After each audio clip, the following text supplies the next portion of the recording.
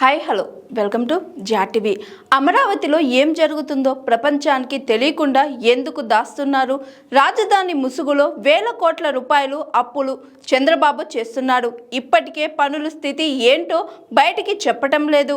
మీ దోపిడీని ఎవరైనా ప్రశ్నిస్తే అమరావతి వ్యతిరేక ముద్ర వేసే ప్రయత్నం చేస్తున్నారని మండిపడ్డారు వైఎస్ఆర్సీపీ స్టేట్ కోఆర్డినేటర్ సజ్జల రామకృష్ణారెడ్డి. ఆ దీంట్లో నుంచి పుట్టుకొచ్చిన ఇదే నువ్వు లక్షల కోట్లు, నువ్వు ఇన్ఫ్రాస్ట్రక్చర్కే 2 లక్షల కోట్లు అని ఇప్పుడంటే, నువ్వు 5 ఏళ్లలో చేసింది ఏంటంటే 2 తాత్కాలిక వర్షం, 1 సెంటీమీటర్ వర్షం పడితే నీళ్లు గారే తాత్కాలిక సచివాలయం, తాత్కాలిక అసెంబ్లీ నువ్వు కట్టే చేతులు దొరుకుతుంటే, ఇంకా అది నువ్వు కట్టి పూర్తి అయ్యేసరికి ఎక్కడో తీసుకెళ్లి మధ్యలో పెట్టేసినాక దాని రోడ్డు కనెక్టివిటీ ఇది రావాలంటే ఎంత పూర్తి ఎన్ని లక్షల కోట్లు రావాలి? ప్లస్ వీటికి సంబంధించి నువ్వు మొదలు పెట్టిన ఏదైతే ఈ అవినీతి యజ్ఞం ఏదైతే ఉందో, ఓ భ్రమ క్రియేట్ చేయడం ద్వారా చేసి ఒక పక్క ఒక అవినీతి యజ్ఞం మొదలు పెట్టావు. దానికి రాష్ట్రం సమిధ కావాలన్నా, రాష్ట్ర ప్రజలు సమిధలు కావాలన్నా? కాబట్టి ప్రాగ్మాటిక్ గా ఆచరణాత్మకంగా ఏం చేయొచ్చు అనే ఉద్దేశంతో వైఎస్ఆర్సీ ప్రభుత్వం మా హయాంలో జగన్మోహన్ రెడ్డి గారు ఇది ఉంచుతూనే డీసెంట్రలైజ్డ్ ఇది పోవాలనేది ఏదైతే రాష్ట్ర ప్రజల ఆకాంక్ష ఉందో, అటు రాయలసీమ వైపు కానీ ఇటు ఉత్తరాంధ్ర వైపు కానీ ఉందో అన్నింటినీ ప్రతిబింబిస్తూ ఆ రోజు నిర్ణయం చేసుకుని, అందులో అమరావతి కూడా ఒక పార్ట్. అమరావతి ఒక పార్ట్ అందులో, ఆ మూడిట్లో. So that is history. ఇప్పుడు ఈరోజు మీరు అడుగుతున్న దానికి కూడా నేపథ్యం అది అనేది అందరికీ తెలుసు ఎందుకు వచ్చింది. అయితే మేము ఈ రోజు ఉన్న సిచ్యువేషన్ గురించి నేను అడుగుతున్నది అంటే, ఇప్పుడు 2 ఏళ్ళు అయింది చంద్రబాబు నాయుడు గారు వచ్చినాడు, చేస్తున్నాడు, నడుస్తోంది. ఎవరు ఆయన చేస్తుంటే అడ్డం పడినారు? పోనీ ఏం చేశాడు ఈ 2 ఏళ్లలో? ఇదైతే చూడాలిగా. క్లుప్తంగా చెప్పాలంటే జగన్మోహన్ రెడ్డి గారు, వైఎస్ఆర్ కాంగ్రెస్ పార్టీ ఎన్ని లక్షల కోట్లు అయితే ఇది పూర్తవుతుందో తెలియని ఓహో ఊహాజనితమైన చంద్రబాబు నాయుడు గారి ప్లాన్ ఏదైతే ఉందో దానికి పెట్టిన అమరావతికి వ్యతిరేకం. అట్ ది సేమ్ టైం ఏ అమరావతి అయితే ప్రజల రాజధానిగా, అందరి ప్రజల ఆకాంక్షగా ఉండేదానికి ఆయన ఎప్పుడూ వ్యతిరేకం కాదు కాబట్టే 19 ఎన్నికలకు ముందే ఇప్పుడు మనం నిలబడిన ఇక్కడ చంద్రబాబు నాయుడు కంటే చాలా ముందే భూమి కొనుక్కొని ఇక్కడే ఆఫీసు, ఇక్కడే ఇల్లు కూడా కట్టుకున్నారు శాశ్వతంగా. కాబట్టి దీని మీద మా స్టాండ్ అనేది ప్రత్యేకంగా చెప్పడానికంటూ ఏమీ లేదు. ఆయన చంద్రబాబు నాయుడు ఈ తీర్మానం చేయడం ద్వారా ఏం ప్రూవ్ చేసుకుంటున్నాడంటే తన డ్రామా ఇంకొక కొత్త డ్రామాకు తెరలేపాడు. ఇప్పుడు ఈరోజు వాళ్ళ పత్రికలు చూస్తేనే కనిపిస్తుంది. మళ్లీ భవిష్యత్తులో జగన్మోహన్ రెడ్డి లాంటి వాళ్ళు ఎవరన్నా వచ్చి దీన్ని ఏం చేయడానికి కూడా కాకుండా కట్టుదిట్టమైన కట్టడం వేసి పునాదులు తీసి ఒక తీర్మానం చేసి చేస్తున్నారు అని రాయడం ద్వారా అసలు విషయం పక్కకు పోయి ఇంకెక్కడికో తీసుకుపోతున్నాడు ఆయన. అంటే తీర్మానం చేయగానే అంతా అయిపోయింది.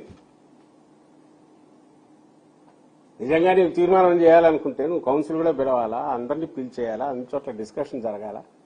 చేసినప్పుడు ఈ క్వశ్చన్లు వస్తాయి, ఇవన్నీ రైజ్ చేస్తారు. అడగాల్సిన వాటికి సంబంధించి ఆయన సమాధానాలు చెప్పాల్సి ఉంటుంది, ఆయన ప్రభుత్వం చెప్పాల్సి ఉంటుంది. ఏ క్వశ్చన్లు రైజ్ అవుతాయంటే అసలు నువ్వు ఏం చేస్తున్నావు అక్కడ? ఆ రోజు 5 ఏళ్ళు కొట్టేసావు. 5,000 కోట్లు అది ఎక్కడికి పోయిందో, డ్రైన్ అవుట్ అయిందో, ఏమైందో చేశారు. డ్రైన్ అవుట్ అయిందనే కనపడుతుంది. ఎందుకంటే ఆ రోజు చేసిన తాత్కాలిక కన్స్ట్రక్షన్స్ పేరు మీద చేసిన చంద్రబాబు నాయుడు గారు చేసిన నిర్మాణాలు అయితే పూర్తి చేసిన నిర్మాణాలు అయితే ఉన్నాయో వాటిని 3,500 పైచిలుకు రూపాయల ఎస్టిమేట్ తో మొదలై పూర్తి బిల్లులు పే చేసినవి చూస్తే ఎస్ఎఫ్టీకి అంటే 3,500 రూపాయలు ఎస్ఎఫ్టీకి కాస్ట్ అనుకుంటే రఫ్లీ పూర్తి అయ్యేసరికి ఎంత అయిందా పేమెంట్లను బట్టి చూస్తే అంటే 19,000 పైచిలుకు అయింది. 19,000 రూపాయల పైన పర్ ఎస్ఎఫ్టీ. దాన్ని ఏం యజ్ఞం అనాలి? అది నిర్మాణం అంటారా లేక అవినీతి యజ్ఞం అంటారా? కానీ లెక్కలు ఎక్కడా చూడ, అన్లెస్ మీరు అవన్నీ తీసుకుని లెక్కలేసి బిల్లులన్నీ కూడి ఆ తర్వాత డివైడ్ చేస్తే తప్ప ఎస్ఎఫ్టీ లెక్కన కనపడదు. సో 14-19 మధ్య ఆయన దేనిగా చూశారో అప్పట్లో ఆయన మోడీ గారి మాటల్లో చెప్పాలంటే పోలవరం ఆయనకు ఏటీఎం అంటే పోలవరం ఏటీఎం అయితే ఇది ఏటీఎం అనాలో దీన్ని ఏమనాలో తెలియదు. ఇది ఎలాంటి ఫిక్స్డ్ డిపాజిట్ అనాలో పర్మనెంట్ ఈయన దోపిడీకి మార్గం చూపే ఒక దాన్ని కామధేను అనాలా ఏమనాలో మరి తెలియదు. ఎవరికి చంద్రబాబు నాయుడు ఇట్లా చేయి జాపితే ఇట్లా వచ్చేటట్టు కోట్లు వచ్చేటట్టు ఉండే సాధనం కింద ఆయన అమరావతిని ట్రీట్ చేశాడంటే ఆ రోజు ఎగ్జాంపుల్లోనే కనపడుతుంది. ఈ రోజు ఏం చేశాడు మళ్ళీ ఇప్పుడు ఈ 2 ఏళ్లలో ఒక్కటే అడుగుతున్నాం, ఏదన్నా ఒక కొత్త ఏదన్నా దీంట్లో వచ్చింది. కొత్త ప్లాన్ కోసం మళ్ళీ 400 కోట్లు ఈ మధ్య చదివించుకుంటున్నాడు అనేది డిజైన్ కోసం అని చెప్పి 400 కోట్లు ఇస్తున్నాడంట. ఇప్పుడు అప్పుడు ఇచ్చిన డిజైన్లు ఏమినాయి? ఆ డిజైన్లు ఏంది, ఈ డిజైన్లు ఏంది? అసలు డిజైన్ల పేరు ఎన్ని వేల కోట్లు ఖర్చు అవుతుంది తెలియదు. అలాగే బిల్డింగులకు సంబంధించి ఆ రోజు ఏవైతే పునాదులు తీసి ఆగినాయో అవి ఈ కొత్త ప్రభుత్వం వచ్చాక ఎవ్వరు అడగకుండానే వాటిని రద్దు చేసి చంద్రబాబు నాయుడు గారు మళ్లీ టెండర్లు పిలిచారు. పిలిచి ప్రతి టెండర్ కూడా 5% సీలింగ్ కాబట్టి, ఎందుకంటే 5% పైన వేస్తే టెండర్ క్యాన్సిల్ అయ్యి మళ్లీ పిలవాలి కాబట్టి 4.85% ఎక్సెస్ తో మళ్లీ వాళ్లే టెండర్. దాదాపు 90% నాకు తెలిసి సేమ్ అర్లియర్ కాంట్రాక్టర్స్ కే వాళ్ళకే అలొకేషన్.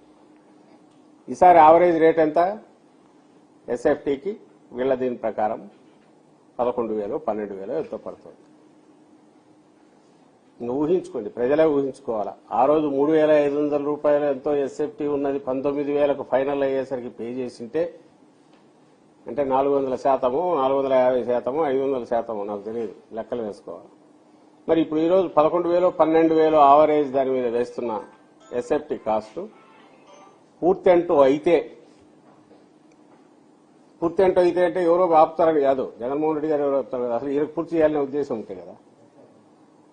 అది ఎన్ని వేల రూపాయలకు పోతుంది? నాకు తెలిసి 50,000 60,000 రూపాయలకు పోతుంది ఎస్ఎఫ్టీ. ప్రపంచంలో ఎక్కడైనా ఉందా ఇది? అసలు దీనికి ఆన్సరబిలిటీ, జవాబుదారీతనం ఉందా? దీన్ని చూస్తే భయం వేస్తుంది. అమరావతి అంటే భయం కాదు, దీన్ని చూస్తే భయం వేస్తుంది. నువ్వు అమరావతి పేరుతో చేసే దోపిడీని చూస్తే, అమరావతి పేరుతో శాశ్వతంగా ఒక వనరు కింద, దోపిడీ వనరు కింద చంద్రబాబు నాయుడు గారు క్రియేట్ చేసుకునే విధానం ఏదైతే ఉందో దాన్ని చూస్తే ఎవరికైనా భయం వేస్తుంది. ఎందుకంటే రాష్ట్రం మొత్తం దీంట్లో ఇదే అవుతుంది, బలి అవుతుంది. రాష్ట్ర ప్రయోజనాలు కాదు, రాష్ట్రమే ఈ ఊబి ఎక్కడికి పోతుందో తెలియదు.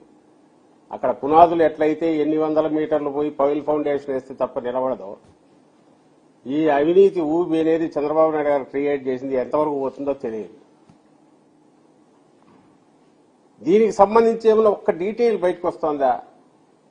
మా వాళ్ళ ఆర్టీఐ కింద ఎన్ని అప్లికేషన్లు పెట్టినా సమాధానం అయితే రావట్లా. నీకు నిజంగా ఏమి దీంట్లో లేకపోతే ఎందుకు ట్రాన్స్పరెంట్ గా ఓపెన్ గా అన్ని బయట పెట్టారు? ఈ రోజు కంటున్నారు ఇప్పుడు బిల్డింగ్ ఏదో మొదలు పెట్టారు కానీ డ్రైనేజీలు కానీ దానికి ఏమీ లేవని. మళ్ళీ దానికి సపరేట్ ఏమైనా వేస్తారేమో తెలియదు. ఈ 2 ఏళ్లలో ఏం జరుగుతున్నాయంటే పాత బిల్డింగులకు సంబంధించి మళ్లీ 5,000 కోట్లు మొబిలైజేషన్ అడ్వాన్స్ ఇచ్చారంట. మొబిలైజేషన్ అడ్వాన్స్ అంటే ఇంకా తెలుసుగా, ముందే ఇచ్చి పని మొదలు పెట్టండి అని. లోన్ ఎంత తెచ్చాడు? ఇప్పటికీ శాంక్షన్ చేయించుకున్నాడు 47,000 కోట్లు శాంక్షన్ అయింది. ఇందులో ఇప్పుడు వచ్చింది ఎంత అంటే 9,000 కోట్లు. అందులో వీళ్ళకి ఇచ్చింది ఎంత? రాగానే మొబిలైజేషన్ అడ్వాన్స్ ఇనిషియల్లోనే 50% కంటే ఎక్కువ 5,000 కోట్లు ఇచ్చేశారు. మళ్ళీ ఇందులో ఒక డైవర్షన్ అంట, అన్నదాత సుఖీభవ ఒకటి 1,000 కోట్లు 960 కోట్లు ఎంతో డైవర్ట్ చేశారు. అంటే నీకు లెక్క లేదు, పత్రం లేదు, అప్పు ఇచ్చేవాడు ఉంటే చాలా ఎగబడుతున్నావు. నీ పలుకుబడి ఎంత ఉపయోగించి అప్పులు ఎట్లా తీసుకురావాలనే దాని మీద చూస్తున్నావు. అని చంద్రబాబు నాయుడు గారు చేసే ఈ ఏడాపేడా ఎక్కడ అప్పులు దొరుకుతాయని వెతుకుతూ తెచ్చే వీటిని ఎవరన్నా క్వశ్చన్ చేయబోతే వీళ్ళు అమరావతికి వ్యతిరేకం. అమరావతి ఏపీలో పార్టీ కాదా? మాకే ఇంతకుముందు సీట్లు ఇక్కడ రాలేదా? ఇప్పుడు ఓట్ల పరంగా చూస్తే ఇక్కడేం తక్కువ వచ్చాయా? ఎందుకు అమరావతి దీని మీద వేరే అభిప్రాయం ఉంటుంది జగన్మోహన్ రెడ్డి గారికి కానీ వైఎస్ఆర్ కాంగ్రెస్ పార్టీకి కానీ. అందువల్ల మళ్లీ చెప్తున్నాము, వైఎస్ఆర్ కాంగ్రెస్ పార్టీ జగన్మోహన్ రెడ్డి గారి కానీ అమరావతి మీద ఎలాంటి అభ్యంతరము లేదు. ఆ రోజు లేదు, ఈ రోజు లేదు. దేని మీద ఉంది? అవినీతి మీద, ఆ పేరుతో జరుగుతున్న దోపిడీ మీద. అలాగే రైతులను అక్కడి నుంచి వాళ్ళ భూములు లాక్కొని ఈ రోజుకు వాళ్లకు లేఅవుట్ చేయకుండా, ప్లాట్లు ఇవ్వకుండా వాళ్లను ఒక ఎటుగాని పరిస్థితిలో శాశ్వతంగా నింపేసి వాళ్ళకి అసలు పిల్లలు పెళ్లిళ్లు చేయాలన్నా, ఇంకోటి చేయాలన్నా వాళ్ళ ఆస్తి ఇదని చెప్పుకోవడానికి ఏమీ లేకుండా, ఎక్సెప్ట్ ఆ సంవత్సరానికి ఇచ్చే కౌలుతో మీ ఇంక ఎట్లే బతకండి అన్నట్టు శాశ్వతంగా వాళ్ళ నుదుటి రాశారు కదా రైతులది, ఒక శాపంలాగా. దాన్ని చూస్తే బాధ వేస్తుంది, వ్యతిరేకత పెరుగుతుంది. ఆ రోజు సరే, ఈ రోజుకు చేయలేరు, 2 ఏళ్లైంది. ఈలోగా ఇంతమంది స్టేట్స్ డివైడ్ అయిన దగ్గర రాయపూర్ ఎన్నాళ్ళకి ఏంది తెలియదు. దాన్ని ఎవరు ఎందుకు అబ్జెక్ట్ చేస్తారు? కొత్త రాజధానులు వచ్చిన చోట నువ్వు చేసింది నువ్వు ఈ రోజు మళ్ళీ చెప్తున్నా, ఆ రోజు బిల్డింగ్ తప్ప నువ్వు పునాదులు తీసినవి కొత్తగా ఏమన్నా నీవేమి వచ్చినాయి? వస్తే బిల్డింగ్లే అంటారు, అంతకుమించి ఏం లేదు. బిల్డింగ్స్ అంటే 4 బిల్డింగ్లు అంటే అది రాజధానే. పోనీ కనెక్టివిటీ ఏదన్నా ఇప్పటికేమైనా డెవలప్ అయిందా? ఇంక్లూడింగ్ కరకట్ట రోడ్డుతో సహా సేమ్ సింగిల్ రోడ్డు పోవాల్సిందే. ఆయన వాళ్ళ కాన్వాయిలు వస్తే మొత్తం ఆగిపోవాల్సిందే. ఎవరు చావు వాళ్ళు రావాల్సిందే, తిరుక్కొని పోవాలని. ప్రధానంగా ఏదైనా వచ్చింది అంటే ఆ వెస్టర్న్ బైపాస్ ఇప్పుడు ఇబ్రహీంపట్నం దగ్గర నుంచి ఇక్కడికి కాజా వరకు కలిపింది. అది ఊరే పూర్తి చేసింది. మెయిన్ ఆర్టరీ ఏదైతే కనెక్ట్ చేస్తుందో అది పూర్తి చేసింది ఎవరు? జగన్మోహన్ రెడ్డి గారు. దానికి నువ్వు నీ హయాంలో పూర్తి అయినట్టు ఈ రోజు కూడా పెట్టేట్టున్నావు. మొదలు కాబోతున్నాయోహో అని వీళ్ళ దీంట్లో ఈ నెలాఖరికి అయిపోయి కంప్లీట్ చేస్తావని. నువ్వు కంప్లీట్ చేసేది నీ హయాం కాదు, ముందు వచ్చిందని నువ్వు అసలు టేకప్ చేయలే. నువ్వు రాజధాని అన్నాకన్నా ఎవరైనా ఫస్ట్ ఏం చేస్తారు? మెయిన్ కనెక్టివిటీ తీసుకొస్తారా? అప్పటికే శాంక్షన్ అయిన ఈ నేషనల్ హైవేస్ ప్రాజెక్టు ఎందుకు అసలు తీసుకురాలి చంద్రబాబు నాయుడు? 14-19 మధ్య ఆయనకి ఇష్టంలా. ఆ కనెక్టివిటీ వస్తే త్రూ అయితే ఇతను అనుకున్న పద్ధతిలో భూములు మూవ్మెంట్ చేయాలన్నా, సింగపూర్ కంపెనీల పేరు మీదనో ఇంకో దాని పేరు మీదనో తను దోచుకోవాలనుకున్నా, ఈ మొత్తం క్రీమ్ 3000 ఎకరాలు తన కన్నేసిన వాటన్నిటినీ అది ఓ పెద్ద దీనికి ఖజానా కింద మార్చుకోవాలనుకున్నా కుదరదు. కాబట్టి వేల ఈ మెయిన్ ఆర్టీ లైన్ ఆ రోజు వేసింటే 14-19 మధ్య ఈయన ప్రమేయం ఎందుకు? దానంతటా డెవలప్ అవుతుందిగా. మరి అది ఎవరు వేసింది? జగన్మోహన్ రెడ్డి గారు వేస్తే నువ్వు ఈ రోజు దానికి ఏదో ఈయన చంద్రబాబు నాయుడు గారు చేసినట్టు దీనికోసం చేసినట్టు అది ఆ క్రెడిట్ జగన్మోహన్ రెడ్డి గారిది. మీకు రోడ్లు రాకూడదు, అక్కడ కనెక్టివిటీ పెరగకూడదు, కానీ కంటిన్యూస్ ఈస్మన్ కలర్ సినిమాలు అయితే ఒక భ్రమ అయితే నడుస్తుండాలి. ఈ రోజు మొన్న కూడా ఏదో అంటున్నారు, అది వెళ్తే 50 లక్షలు వేసి 260 మీటర్లు ఎత్తున ఆ పైనుంచి చూస్తే ప్రపంచం అంతా కనపడుతుంది. చంద్రమండలం మీద చూస్తే భూమి అంతా కనపడుతుంది. అంటే ఎవరిని భ్రమలో పెట్టాలనుకుంటున్నారు? ఈ మొత్తము దీనికి సంబంధించినంత వరకు ఈ రోజు వరకు ఏమి జరిగింది అనేది ఒక్కసారి వైట్ పేపర్ లాగా రిలీజ్ చేయమనండి, ఏమీ కనపడదు. భ్రమలో పెట్టడంలో కొత్త చాప్టర్లు. ఈ రైతులది తేల్చలేదు, మళ్ళీ కొత్తది అక్విజిషన్, సెకండ్ ల్యాండ్ పూలింగ్ అని మళ్ళీ ఇంకో రెండో దానికి. అక్విజిషన్ కాదు, అక్విజిషన్ అయితే దట్స్ ఓకే, ఏదో యాక్ట్ ప్రకారం ఇవ్వాల్సి ఉంటుంది. ల్యాండ్ పూలింగ్ ఇంత మొత్తం దీంట్లో ఏమి ఒక్కటి ఫాస్ట్ శరవేగంగా పూర్తవుతుందంటే ఆయన ఇల్లు మాత్రం చాలా ఫాస్ట్ తయారవుతుంది. అది అప్పుడు ఏది ఇప్పుడు పూర్తి అవుతుంది. మిగిలినవన్నీ మొబిలైజేషన్ అడ్వాన్స్ పోయి బిల్లులు పే చేస్తూనే ఉన్నారు. అయితే ఏం చేస్తున్నారు ఎవరికి తెలియదు, అది అర్థం కాదు. అంత అర్థం కాకపోతే చంద్రబాబు నాయుడు గారికి అంత ఉపయోగం. ఈ కన్ఫ్యూజన్ ఇలాగే ఉండాలి. ఏమన్నా అన్నారు అనుకోండి, జగన్మోహన్ రెడ్డి గారు అడ్డం పడినారు, వైఎస్ఆర్సీపీ వాళ్ళు అడ్డం పడినారని చెప్పడానికి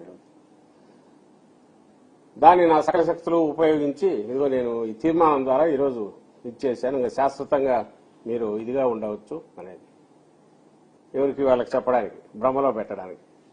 రైతుల ప్లాట్లు తేల్చడానికి ఎవరు అడ్డం వచ్చారు? లేఅవుట్ ఎందుకు వేయలేదు? Simple question. ఇన్నేళ్లయింది రైతులకు సంబంధించిన ప్లాట్లు లేఅవుట్ పూర్తి చేసి ఎందుకు ఇవ్వలేకపోతారు? నా గట్టి అనుమానం ఏంటంటే ఆయనకి ఎక్కడ ఏముందో పేపర్ మీద గీశారు తప్ప అవి ఎక్కడ ఏమున్నాయో తెలియదు. ఈ మధ్య బయటపడి చెరువుల్లో ఇచ్చినారు. 600, 700 ఎకరాల పైన ఇప్పటికి తెలిసింది అవి చెరువులు. వాడు ఇవ్వడానికి లేదు. నువ్వు ఒకసారి మొదలు పెడితే ఇదంతా తేనెటీగలు తుట్టే కదిలిచ్చినట్టు, కదిరీగలు తుట్ట కదిలించి మొత్తం బయటకు వస్తుంది.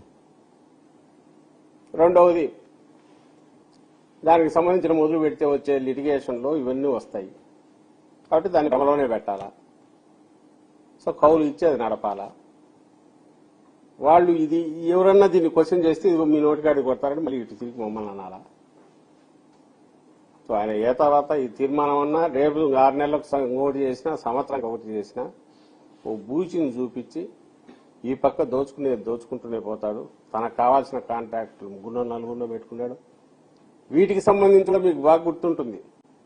ఇది మేమంటున్నది కాదు.